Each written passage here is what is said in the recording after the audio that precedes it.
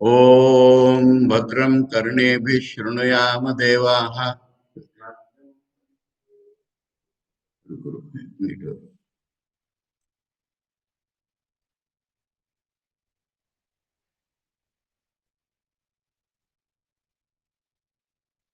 भद्रं पश्येमाक्षभिर्यजत्राः स्थिरैरङ्गैस्तुष्टवंशस्तनूभिः व्यशेम देवहितं यदायुः। स्वस्ति न इंद्रो वृद्धश्रवा स्वस्ति न पूषा विश्ववेद स्वस्ति नस्तार्क्ष्यो वरिष्ठनेमि स्वस्ति नो बृहस्पतिर्दधातु। ओम शांति शांति शांति। आज थोड़ी मेरे हाथ से कुछ गड़बड़ हो गई, इसलिए देरी हो गई है। अब शुरू करता हूं मैं। हम लोगों ने मांडुक्य उपनिषद के 6 मंत्र पढ़े और उससे हम जितना समझ सके समझे। शंकर भाष्य के आधार पर थोड़ा ज्यादा समझे, परंतु उससे सीखने की और भी बहुत सी बातें हैं और वो गौड़पाद जी हमें सिखा रहे हैं। गौड़पाद जी सिखा रहे हैं कि इन 6 मंत्रों में कितनी सारी बातें भरी हुई है वो देखो। इसलिए उन्होंने इसके बारे में 10 कारिकाएं यहाँ पर बनाई है।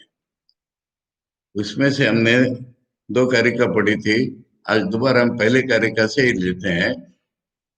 बहिष्प्रज्ञो विभुर्विश्वो अंतःप्रज्ञस्तु तेजसः घन प्रज्ञस्तथा प्राज्ञ एक एव त्रिधा स्मृतः।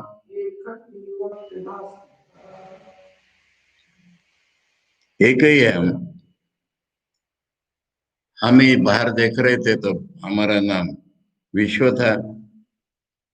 हम ही जब मन में कुछ सोचते हैं या स्वप्न देखते हैं तो हमारा नाम हो जाता है तेजस।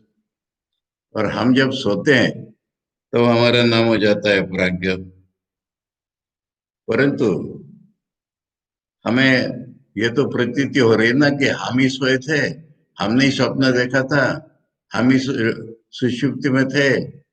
इसलिए स्मृति में हमारे तीनों चीजें आने के कारण हम इन तीनों में एक ही हैं। एक के ही ये 3 रूप हैं। ये हमने सीखा इसमें। ये तीनों अलग अलग नहीं है, एक के ये 3 रूप हैं। फिर दूसरी कारिका दक्षिणाक्षी मुखे विश्वो।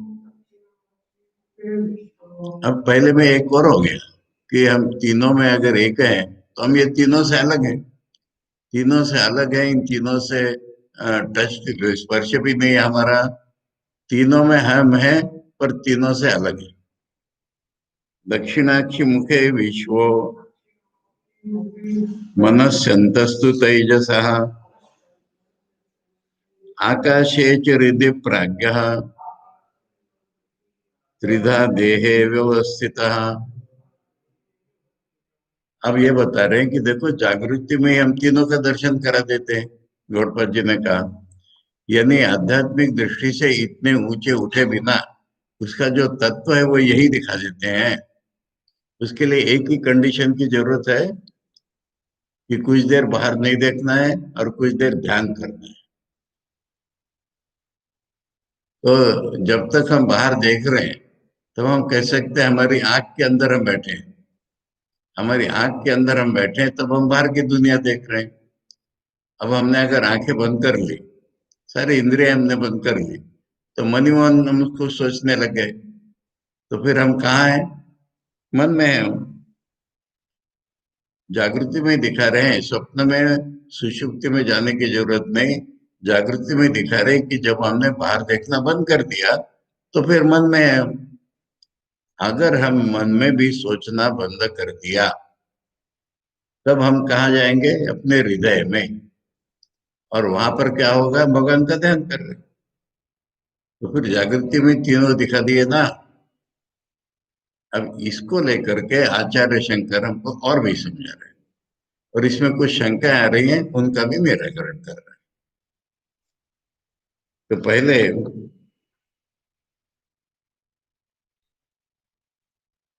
एक शंका आती है कि जो हिरण्यगर्भ है, यानी वैश्विक मन वाला जो मैं है, हिरण्यगर्भ माने वैश्विक मन वाला मैं, चेतन। और हमारे दाहिनी आंख में तो हम व्यष्टि है, इंडिविजुअल है। हम एक इंडिविजुअल है, जब जागृति में हम है तो हम एक इंडिविजुअल है। और भगवान को जब हम सोचते हैं तो वो सारे दुनिया में है, तो फिर ये दोनों तो अलग है ना। तब बता रहे हैं जवाब कि देखो, अपने स्वरूप में अलग कहाँ है। वो जिस उपाधि के साथ जुड़े वैसे हमको प्रतीत हो रहे हैं। अगर एक व्यक्ति व्यष्टि, किसी ने सवाल भी पूछा है मुझे उस क्लास में, आत्मबोध क्लास में, कि अगर भगवान भी ब्रह्म प्लस माया है, हम भी भगवान प्लस माया, ब्रह्म प्लस माया, तो फर्क क्या है? फर्क यही है कि हम व्यष्टि माया है, वो समष्टि माया है, इतना फर्क है। इसको उपाधि कहते हैं कि माया तो हम नहीं है, माया भगवान भी नहीं है। आज माया में है हम। कौन सी माया में है? जो व्यष्टि है। इस शरीर मन की उपाधि के साथ हम हैं, और भगवान पूरी दुनिया के साथ हैं। अब ये दोनों चीजें तो बाहर की चीजें है ना, स्वरूप में क्या फर्क हो रहा है?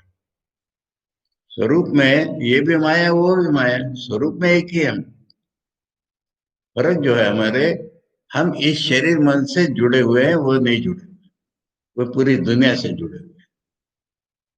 अब हम किसने मना किया कि पूरी दुनिया से मत जुड़ो? अगर हम इस शरीर मन से जुड़ना छोड़ दें तो हम पूरी दुनिया से जुड़े हुए हैं।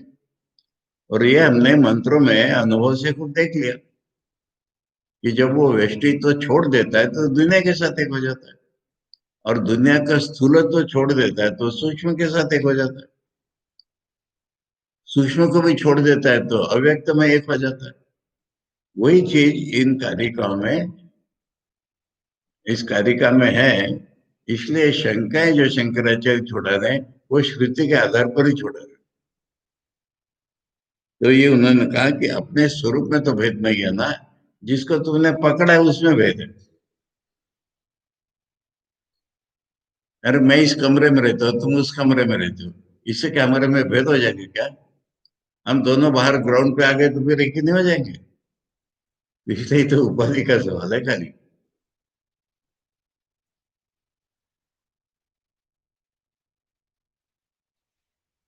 अब ये भी हमको समझा, हम लोगों ने पढ़ लिया कि मन स्पंदन के कारण ये जागृति या स्वप्न होते हैं। जब दोनों बंद कर दिए हमने, तो फिर तो हम लोग अव्यक्त का अनुभव करने लगे, सुषुप्ति का अनुभव करने लगे। अब यहाँ पर सवाल उठा कि सुषुप्ति में प्राण तो व्याकृत है, माने श्वास प्रश्वास तो अलग अलग इंडिविजुअल का अलग अलग चल रहा है ना सुषुप्ति में, और हमारे इंद्रियां वगैरह उसमें चली गई है। मन बोलो या इंद्रियां बोलो, कहाँ है? मैं कॉन्शियसनेस में है ये सारा।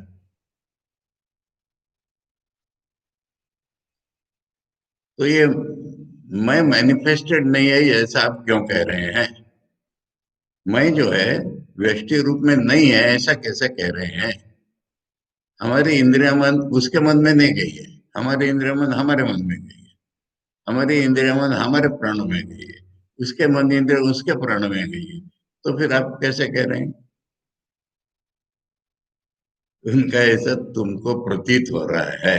श्वास लेना हर एक का अलग अलग है, ये मान लिया हमने। किंतु तुम अलग हो, इसके पहचान क्या है ये बताओ बस। तुम्हें पता है कि तुम श्वास ले रहे हो जब गहरी नींद में हो? तो तुम्हें नहीं पता है।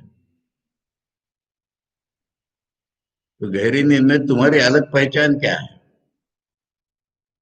पहले थी पिंड, पिंड अभिमानी, माने पहले तुम इस शरीर में थे, स्वप्न में किसी दूसरे शरीर में चले गए थे। एक्चुअली नहीं गए थे, पर तुम्हें पता नहीं था। अब तुम्हें पता नहीं है, तुम्हें क्या फर्क है इसका? यहाँ पर आचार्य कह रहे हैं कि देखो, मरने में भी ऐसा ही होता है। जैसे गहरी नींद में हो रहा है कि हम कौन है अलग पता नहीं है, ऐसे ही मरने में भी हम कौन है अलग पता नहीं है। तो फिर हम कहाँ हैं? हम भगवान के पास हैं। फिर इसका सवाल जवाब हमारा क्षेत्र हो गया पूरा, कि हम तो भगवान के पास हैं। आंखें पट्टी बंधी हुई है। ये आचार्य ने हमको बताया क्या, कि तद रूप अपरित्याग है ना, यानी हमने भेद छोड़ा नहीं है मन से, पर शरीर मन काम नहीं कर रहा है, इंद्रिय काम नहीं कर रही है, इसलिए हम भगवान से जुड़ गए। तो ऐसा ही डेथ में भी होता है। यहां से हम लोग दोबारा पकड़ते हैं, हाँ? अब इसमें एक नया शब्द आया है, वहां से हम पकड़ते हैं, कहाँ से? तद अध्यक्ष एको अव्याकृता अव्याकृतावस्था। मिला?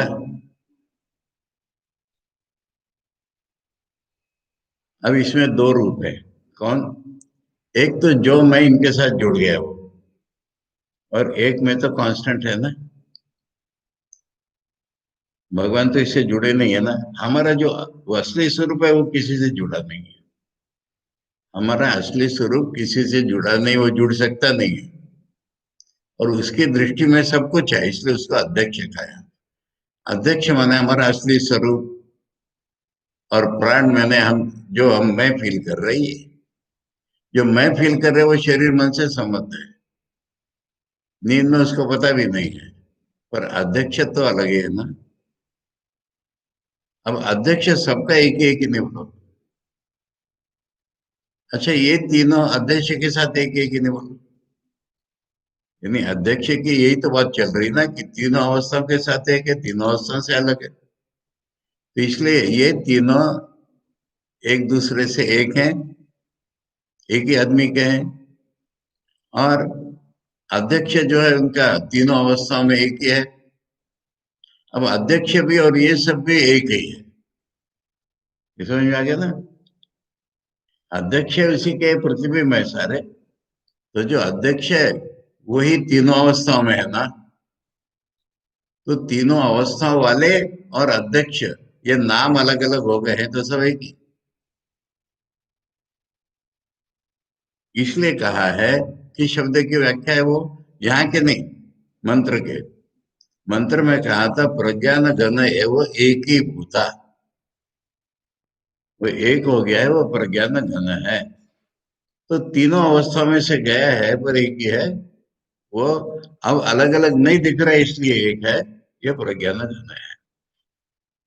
अब यहाँ पर जो है, जिन्होंने शास्त्र पढ़े हैं अपनी बुद्धि लगा करके, ये ये कहाँ पर है? ये छांदोग्य उपनिषद लाता तो ठीक होता है। छांदोग्य उपनिषद में जहाँ आरुणि श्वेत केतु को पढ़ा रहे, है ना, तो वहां शुरुआत कैसे होती है? सदैव सौम्य इदम अग्रे आसीत एकमेव अद्वितीयम। अग्रे माने जब पृथ्वी बनी नहीं थी, जगत बना ही नहीं था, तब सत ही था। ठीक है। फिर बाद में जाके कहा है कि प्राण बंधनम एवं सौम्य माना। वो जो मैं पना है ना, उसी में मन जुड़ गया है। मन उसी के साथ जुड़ा हुआ है, जो मैं है उसके साथ। अब ये सवाल है कि सत कौन है? ये सत जो है ना, ये कौन है? ये बात सगुण ब्रह्म की हो रही है ना। अरे, पहले ही था, बाद में वो दूसरे हो गए। तो क्या निर्गुण ब्रह्म बदला है क्या? समझ में आ रहा है? मैंने कल अच्छी तरह से समझाया था कि सृष्टि उत्पत्ति प्रलय सब सगुण ब्रह्म का कार्य है। साइमल्टेनियसली निर्गुण ब्रह्म तो जैसा का वैसा ही है ना। यानी ब्रह्म साइमल्टेनियसली निर्गुण भी है, सगुण भी है।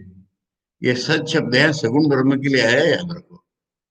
क्योंकि उसमें से सृष्टि निकल रही है, निर्गुण से तो नहीं निकल रही है। ये बस यहाँ समझाया है। यहाँ ये समझाया है कि सच जो ब्रह्म है, ये हिरण्यगर्भ भी नहीं है, निर्गुण ब्रह्म भी नहीं है। ये ईश्वर का नाम है, सृष्टि से प्रलय कर्ता का नाम है। ये चीज यहाँ समझे। तो उन्होंने कहा कि देखो, प्राण बंधन भी सौम्य बना। तो उन्होंने कहा कि सदैव सौम्य बोला है ना। तो सद ब्रह्म प्राण शब्द वाच्य में है। स शब्द जो है ना, शुरू में हिरण्यगर्भ था। शुरू में हिरण्यगर्भ नहीं था। हिरण्यगर्भ भी नहीं था तब क्या था? हिरण्यगर्भ भी जब नहीं था तब कौन था? सगुण ब्रह्म तो था ही ना। सगुण ब्रह्म और निर्गुण ब्रह्म हमेशा ही है, कभी नहीं जाएंगे। ब्रह्म का निर्गुण और सगुण स्वरूप हमेशा ही है। वही ब्रह्म निर्गुण है और वही सृष्टि से प्रलय करता है। तो ये जो सत शब्द है, प्राण शब्द है, ये उसके लिए आया है जो निर ये ठाकुर का बहुमुख है। ये निर्गुण सगुण ब्रह्म है ये। इसको तुम इधर भी मत मानो हिरण्यगर्भ, इसको तुम उधर भी मत मानो। ये चीज समझा रहे हैं। मतलब बीजात्मकत्व अभ्युपगमात सतः। वो जो सत शब्द है उसमें बीज है कि नहीं बोलो? जिससे सृष्टि स्थिति प्रलय हुआ तो उसमें बीज है ना। तो फिर निर्गुण ब्रह्म नहीं है वो। यद्यपि सद ब्रह्म प्राण शब्द वाच्यम तत्र, सत शब्द वहां प्राण के अर्थ में है, परंतु जीव प्रसव बीजात्मकत्व अपरित्यज्य व प्राण शब्द। सारी दुनिया का बीज नहीं छोड़ा है, ऐसा प्राण शब्द है वो। सतः सत शब्द वाच्यता च। सत शब्द का अर्थ वहां पर वो हो रहा है कि जहां बीज नहीं छोड़े हैं दुनिया के वो। यदि निर्बीज रूपम विवक्षितम ब्रह्म भविष्यत, अगर निर्बीज ब्रह्म का वहां वर्णन होता तो कैसे होता? नेति नेति ये तो वाचो निवर्तन्ते, अन्य देवता विदिता तथो अविदिता दधि इति अवक्षत, ऐसा बोला होता। अगर निर्गुण ब्रह्म की बात करनी होती तो निगेटिवली ही बोला होता। अगर उससे दुनिया निकली है बता रहे तो सगुण ब्रह्म की बात चाहिए। गीता में भी बोले न सत्तद न असद उच्चते बोला है। यानी उसको हम सत भी नहीं कह सकते, असत भी नहीं कह सकते। किसको? निर्गुण ब्रह्म को।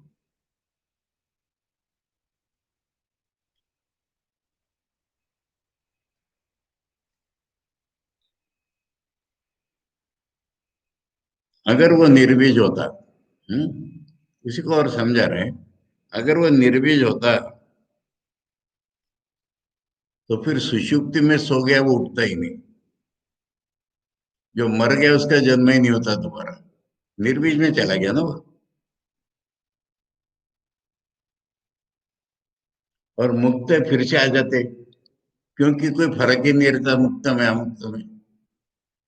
कल जो बातें निकली थी, हम सो गए तो भगवान में सो गए पर हमको पता नहीं है। मुक्त को पता है। अगर ये पता होना न होना का फर्क नहीं होता तो हम वापिस नहीं आते, वो भी वापिस आ जाते। अगर कोई वापिस आता है तो मुक्त भी क्यों नहीं वापिस आएगा? वो वापिस नहीं आता है तो हम भी नहीं आते, ऐसा हो जाता। बीज अभाव अविशेषात्म। बीज है कि नहीं है, यही सारा फर्क है। ज्ञानदायी बीज अभाव च, ज्ञान से बीज जल जाता है।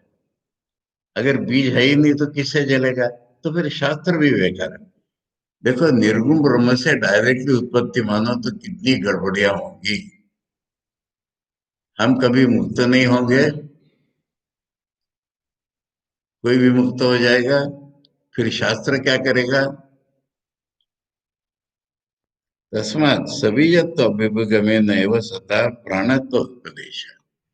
तो सत माने प्राण जो बोला है वो सगुण ब्रह्म को बोला है। सर्वश्रुतिषु जो कारणत्व उपदेश है, सारे वेदांतों में कारण रूप से ही सगुण ब्रह्म का वर्णन किया गया है। इसी को सत बोला है। निर्गुण ब्रह्म को सत नहीं कह सकते आप कह रहे हैं। सत भी नहीं असत भी नहीं बोला है। निर्गुण ब्रह्म के बारे में एक ही भाषा है, न थी नीति। निर्गुण ब्रह्म के बारे में एक ही भाषा है, वहां वाणी और मन नहीं जानते, कैसे बोलेंगे आप? निर्गुण ब्रह्म के बारे में वो जानी हुई चीज से भी अलग है, न जानी हुई चीज से भी अलग है, ऐसा ही बताते हैं ना। इसलिए जहां भी कोई पॉजिटिव वर्णन है वो सगुण ब्रह्म का ही है। अतएव देखो और ग्रंथ, अक्षरात परता पर, ये है ना, सगुण ब्रह्म जो है उसको पर अक्षर बोला है, उससे भी पर बोला है वहां पर उसको। सब आह्याभ्यंतरो ही अजा, बाहर भी वही भीतर भी है, उसका जन्म ही नहीं होता। निर्गुण के सारे वर्णन ऐसे हैं। ये तो वाचो निवर्तनते नीति नेति, और दोबारा बोला है, सगुण ब्रह्म से फर्क दिखा रहे इत्यादि ना बीजवत्व अपनयन न व्यपदेश। सब जगह बीज नहीं है, इसी प्रकार निर्गुण ब्रह्म का वर्णन मिलेगा। ताम अबीजावस्थां तस्यैव प्राज्ञ शब्द वाच्यस्य तुरीयत्वेन देहादि संबंध जागृतादि रहितां पारमार्थिकीं पृथक वक्ष्यति। अभी निर्गुण ब्रह्म की बातें आई नहीं है, अभी बताएंगे। 6 मंत्रों में निर्गुण ब्रह्म की बात नहीं आई है, इंडिकेट हो गया है, उसी में सब है, हम भी उसी में है, ये सब आ गया, परंतु अभी उसकी बात बताई ही नहीं, उसको अलग तरह से बताएंगे, ये बताएगा। 6 मंत्रों में सगुण ब्रह्म के हिसाब से हम सब एक ही हैं, यहां तक आ गए। हमारी जागृत स्वप्न सुषुप्ति हम एक ही है, हम और तुम एक ही है, सारी दुनिया और भगवान एक ही है, ये सारा वर्णन सगुण ब्रह्म का हुआ। अभी निर्गुण की बातें आनी है, यहाँ तक ये बताए।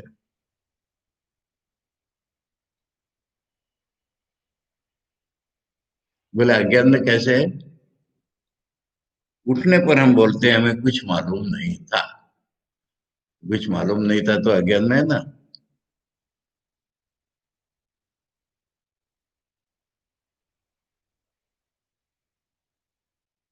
कुछ मालूम नहीं था तो मालूम था ना, कुछ मालूम नहीं है ये मालूम था बस। इसलिए इसी शरीर में तीनों दिखा दिए जागृति में, कि देखो तुमने अगर ध्यान किया तो तुम ऐसी जगह पहुंच गए कि तुमको दुनिया मालूम नहीं है, मैं भी मालूम, बीज रह गया है बस। अब इसी को भोक्ता भोग के रूप में देख रहे हैं ना हम। विश्व ही स्थूल भुग नित्यम तेजसा प्रविविक्त भुग आनंद भुग तथा प्राज्ञा त्रिधा भोगम निबोधत। भोग एक ही है, उसको हम 3 प्रकार से देखें। हम स्थूल खाते हैं, देवता लोग सूक्ष्म खाते हैं, और सुषुप्ति वाला ईश्वर वो खाली आनंद को ही भोग लेता है। वो आनंद ही इस रूप में है ना। हम क्या भोग रहे हैं? हम कोई वस्तु खाते हैं, उसके अंदर का आनंद ही भोग रहे हैं ना, सूक्ष्म में भी आनंद ही भोग रहे हैं ना। तो अलग अलग रूपों में एक ही भोग 3 रूप में आपको दिखाई पड़ता है। अब और एक चीज है क्या, देखो खाते खाते में कभी कभी सभी विषयों भोग भोग में हमारा पेट शायद भरा भी नहीं है, हम कहते बहुत हो गया, कहते हैं अब नहीं खाऊंगा। कभी कभी पेट भर गया है, फिर भी तृप्ति नहीं हो रही, ऐसा भी होता है ना। तो तृप्ति चीज अलग है, भोग अलग है, ये समझा रहा है। मेरे कोई अलग ही इंद्रिया है जो तृप्त होती है, कहते भी अंतरात्मा तृप्त हो गई। तो इसलिए कह रहे हैं कि 3 प्रकार के भोग जैसे ऐसे 3 प्रकार की तृप्ति भी है। स्थूलम तर्पयते विश्वम, यानी खाना ही नहीं, यहाँ पर हम स्थूल चीजें देख रहे हैं, इससे हम खुश है ना। प्रविभक्तम तो तेजसम, जो सूक्ष्म है उससे तेजस कुछ है स्वप्न में। अरे ये खाना अगर स्वप्न में दो तो खाएगा क्या? वो स्वप्न में ही खाना खा रहा। आनंदश्च तथा प्राज्ञम त्रिधा तृप्ति निबोधत। तो गौड़पाद ने बताया कि भोग दिखने में 3 प्रकार के, और तृप्ति 3 प्रकार की। अब इसमें एक फर्क हो रहा है, हाँ, भोगने वाला भी एक ही है। अरे भोगने वाले नहीं तो मन में बना दिए भोग, ऐसे ही इस दुनिया में हमने अपने भोग बना लिए। एक ही ब्रह्म ने अपने को विषय विषय विभाग कर दिया, स्थूल में, सूक्ष्म में, स्नेह में। ये जो समझेगा ना, अगली करेगा। इन दो श्लोकों का अर्थ आचार्य ने कई नहीं, उक्तार्थ श्लोकों बोल दिया। यानी मंत्र में इसका अर्थ आ गया। मंत्र में बता दिया था ना, स्थूल भोग, सूक्ष्म भोग। ऋषु धामसु यद भोज्यम भोक्ता यश्च प्रकीर्तिता वेद एतद् उभयम यस्तु स भुंजानो न लिप्यते। तीनों स्थानों में भोग कौन से, तीनों स्थानों में भोक्ता कौन है, ये सारा एक का ही खेल है। अगर ये ज्ञान हो गया तो कोई भी भोग करने पर उसको नहीं लगता बंधन। विषय भी मैं हूं, विषय भी मैं हूं, तो फिर भोग करने में क्या है। ये 6 मंत्रों से गौड़पाद जी को इतना दिख रहा है, हमको समझा रहे हो कि तीनों जगह एक ही था ना। अच्छा, जो था विषय, उसी के विषय बन गए थे ना, मन में तो दिखा दिए थे, तो सब में उसी में विषय बन गए। ये ज्ञान अगर होगा, ये ज्ञान जब तक नहीं है, विषय विषय भाव है, तब तक बंधन है हमारा। हमारा अगर ये ज्ञान है, जैसे तैत्तिरीय की बात बार बार बोलते हैं ना, उसको ज्ञान हो गया। वो कह रहे मैं खाना हूं, मैं खाना हूं, मैं खाना हूं, मैं खाने वाला हूं, मैं खाने वाला हूं। खाना नाम की जो क्रिया वो होगी मैं। अब इसको क्या बंधन है।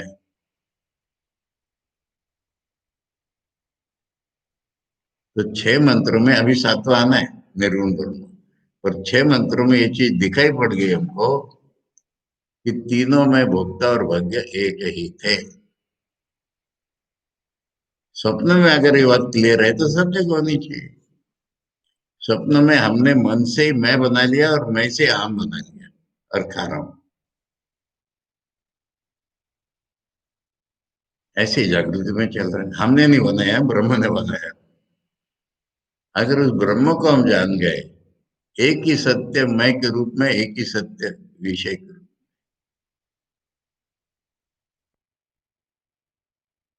जो महापुरुषों की कथा हम सुनते हैं ना, वो व्यासदेव ने कहा है यमुने अगर मैंने कुछ नहीं खाया है तो गोपियां तर जाएं। तो खाने वाला और खाना, देखो पूरे इसमें आ कह रहा है, द्वैत मिथ्या है यार। हम कहते हैं दुनिया मिथ्या है, मांडुक्य कह रहा है द्वैत मिथ्या है। तुम और दुनिया ये दो भाग करना मिथ्या है। तुम भी उसी ब्रह्म के रूप हो, दुनिया भी उसी ब्रह्म का रूप है, तुम्हारा शरीर भी उसी ब्रह्म का रूप है, मन भी उसी ब्रह्म का रूप है, मन में रहने वाला भी उसी ब्रह्म का रूप है। एक ब्रह्म को छोड़कर क्या है बताओ। तो ये 6 कारिकाओं के 6 मंत्रों के माध्यम से गौड़पाद कर ये दिखा कि नहीं बोला, 3 धामों में भोक्ता देखे, भोग्य देखे, एक का ही प्रकाश देखा कि नहीं। अच्छा, जो वो इंडिविजुअल दुनिया के साथ एक हो गया, तो फिर इसलिए ये एकत्व का शास्त्र इन्होंने हमको सिखाया। भाष्य पढ़ते हैं। त्रिषु धामसु जागृतादिषु स्थूल प्रवृत्त आनंदाख्यम भोज्यम एकम त्रिधा भूतम। ये तीनों में भोग एक ही है, तीन हो गया है वो। यश्च विश्व तेजस प्राज्ञ को भोक्ता एका, ये तीनों भोक्ता भी एक ही है। सोहम इति एकत्व न प्रतिसंधान, वही मैं हूं, वही मैं हूं, वही मैं हूं, तो एक ही है ये। दृष्टुत्व अविशेषाच प्रकीर्तिता, देखने वाला कोई अलग नहीं दिख रहा हमको। यो वेद एतद उभयम भोज्य भोक्तृतया अनेकदा भिन्नम, जो इसको जान रहा है कि भोज्य भोक्तृ में अनेक हो गए हैं, सब भुंजानो न लिप्यते, जितने भोज्य हैं सब एक हैं, भोक्तुर भोज्यता, भोक्ता ने बनाए हुए भोग। उदाहरण दे रहे हैं कि अग्नि लकड़ी में रहता है, लकड़ी को जलाता है, तो अग्नि क्या बढ़ा और घटा। इस तरह से हमसे ही दुनिया निकली। देखो उदाहरण ना, ठाकुर ने कहा माया कैसी देखूंगा, तो लेडी बाहर आई, प्रसव दे दिया, फिर बड़ी हो गई, चबा के खा लिया उसको, फिर उसका क्या हुआ। भगवान सृष्टि से प्रलय करते, उनको क्या पाप लगा? ये बोध अगर हमारा हो जाए तो हम कहीं भी रहे, हमको पाप नहीं है। गीता में क्या सारे लोगों को मार दिया तो भी उसको पाप नहीं है। यानी दुनिया का एकत्व तो अगर हम अनुभव कर पाए, दोनों दोनों माने हम और तुम एक हैं, जागृत स्वप्न सुषुप्ति में एक हैं, भोक्ता और भाग्य एक ही है। ऐसा एकत्व का अनुभव अगर हमारा हो गया तो सब भुंजानो न लिप्यते। नहीं यस्य यो विषय स तेन हीयते वर्धते वा। काष्ठ में अग्नि रहता है, अग्नि काष्ठ को जलाता है, इससे अग्नि क्या बड़ा क्या घटा क्या। सो विषयम दग्धा काष्ठादीत। इसी तरह से मैंने अगर पृथ्वी बनाई और मैंने निगल ली, मैंने पृथ्वी बनाई, मैंने चाट ली, क्या फर्क हुआ है? ये ज्ञान होने पर, हाँ? जब तक मैं लगूं पृथ्वी अलग है, तब तक बंधन चल रहा है। ये 6 मंत्रों में से इतना मिल रहा है गौड़पाद जी को और शंकराचार्य, और कह रहे सातवां तो भी बता नहीं है। अभी अभी निर्गुण तो बताया ही नहीं है।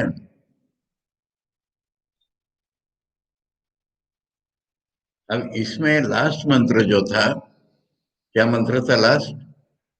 ये सर्वेश्वर है, हाँ?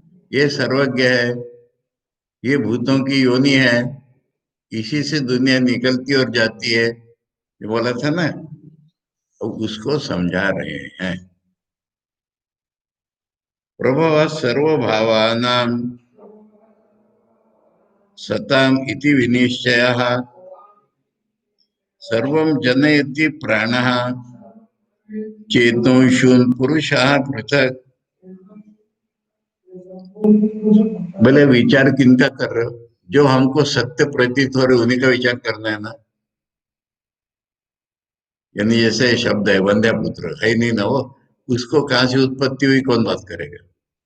हमको जो सत प्रतीत हो रहे उन्हीं की उत्पत्ति हमको सोचना है। ये निश्चय सर्व भावानाम सतम इति विनिश्चय प्रभु। अब बता रहे कैसे हुआ। प्राण जो है ना, प्राण माने मैं, उसने दुनिया उत्पन्न कर दी, अलग अलग रूप उत्पन्न कर दिया उसने, हमारे शरीर बना दिया, मन बना दिया, सब बना दिया। उसमें चेतन क्या है? जो निर्गुण ब्रह्म चेतन स्वरूप है वो रिफ्लेक्ट हो गया ना, बस ऐसे दुनिया बनती है। माया को उपादान कारण बोल रहे, माया माने सगुण ब्रह्म है, उसने सारी दुनिया रच दी। अब रचती बाद में हुआ ऐसा नहीं, जैसे एक यूनिट बनता है उसमें रिफ्लेक्शन आ गया। पेड़ है, एक डगाली काटो जमीन में डालो और एक जीव आ गया ना। एक यूनिट बनते ही उसमें ब्रह्म का रिफ्लेक्शन आ जाता है। ये दुनिया, कल पढ़ेंगे हाँ?